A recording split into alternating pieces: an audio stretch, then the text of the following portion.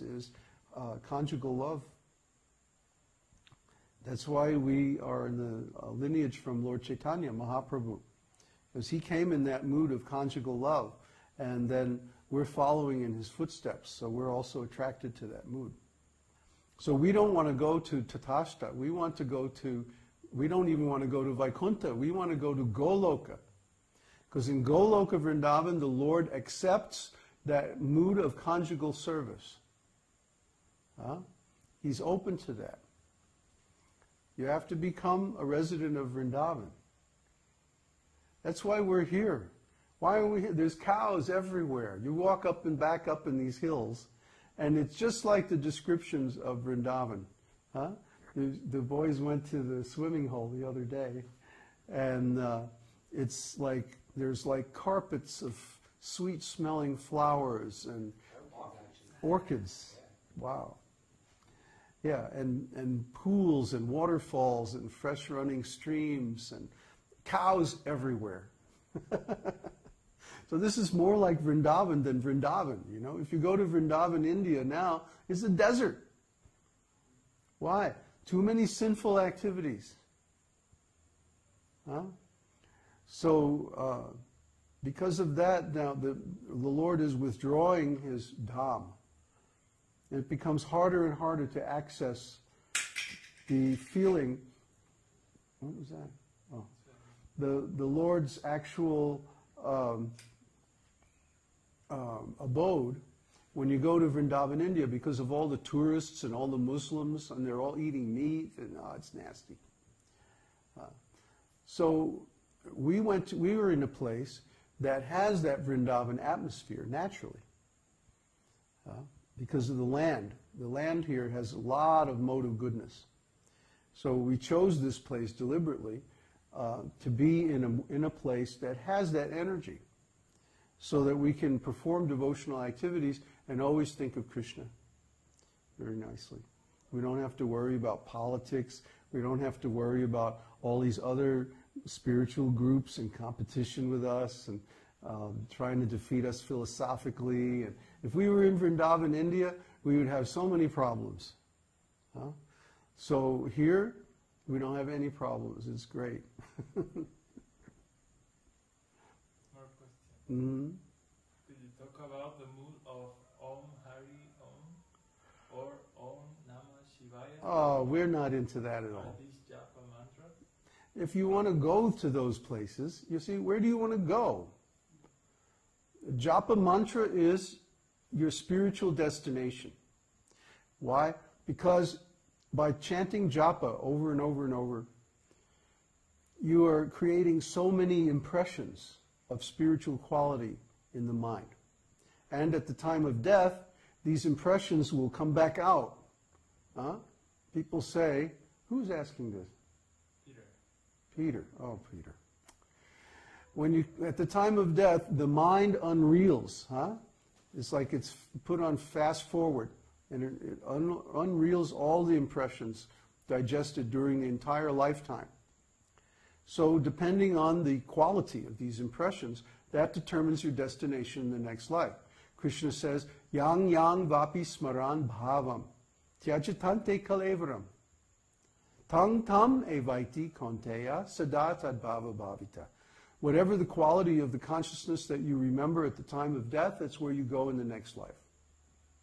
So, if we spend our whole life doing japa of Ram, Ram, Ram, Ram, Ram, Ram, Ram, we go to Ram. If we chant Om Namo Narayanaya, we go to Narayan. If we chant Om Namah Shivaya, we go to Shiva. But if we chant Om Namo Bhagavate Vasudevaya, we go to Krishna. Or Hare Krishna, we go to Krishna in Vrindavan. You see? That's why these different japa mantras, they determine our destination in the next life. So we should take a mantra that gives us the destination according to our spiritual aspirations. And according to Chaitanya Mahaprabhu, we should all aspire to go to Goloka Vrindavan, because that's the highest bliss. And you can only get in there every once in a while. It's not like you can get in Goloka Vrindavan anytime you want. Most of the time, people only have this Narayan mantra or Vishnu, some Vishnu mantra. So they can get maybe to Vaikuntha at the most. But because we're following Chaitanya Mahaprabhu, we have Krishna mantras. Vasudeva. Those are very special. And we should be very alert to take this opportunity to try to get to the highest destination. Because even if we fail, we'll still get a really wonderful result. Mm-hmm. So is our spiritual identity, is it already determined as to what our... It's not determined, it's who you are. So the fact that I have to realize that identity of mine... You just remember it. If you see Krishna, you will also see who you are in relationship to Krishna. When you realize Krishna, you realize Krishna, Krishna's form, Krishna's personality, Krishna's abode, Krishna's associates. And you also realize yourself and who you are in Krishna's pastimes. So by chanting the Hare Krishna mantra, can you also realize that you don't belong in Vrindavan, but rather more like a Vaikuntha relationship? Is that... I suppose so. But if you have access to the Hare Krishna mantra, the inhabitants of Vaikuntha are all aspiring to go to Goloka. Lakshmi Devi, it says she is doing austerity on the banks of the Jamuna, trying to become elevated to Gopi. Participating in the rasa dance. Yeah. This rasa dance is a very special thing. And we know the rhythm of the rasa dance. Hare Krishna, Krishna Krishna, Hare Hare, Hare Rama, Rama Rama, Hare Hare. You know that kirtan you wrote? We're going to learn how to do that. Hare Krishna, Krishna Krishna Krishna, Hare Hare, Hare Rama, Rama Rama, Hare Hare. We're going to do that so that everybody can learn that rhythm. That's the natural rhythm of the Maha Mantra. Because the long and short syllables of Sanskrit, they line themselves up like that. Hare Krishna, Krishna Krishna, Hare Hare, Hare Rama, Rama Rama, Hare Hare. 22 beat cycle. So we should be chanting. And 22 Yeah, and 22 Shrutis. Oh, what a coincidence. Anyway, we should be anxious to chant the Maha Mantra in the original rhythm of the rasa dance, because that catchy rhythm is the key to entering Krishna's pastimes. There's a story that one time Radharani and some of the gopis, her chief gopis, were visiting in Dwarka, and all the queens of Dwarka asked, please demonstrate the rasa dance. So Radha and the gopis did a little bit of the rasa dance, and everybody was going, oh, that's so far out, that's so wonderful. And Radha was going, this is nothing. You should do this in the middle of the forest in the dead of night.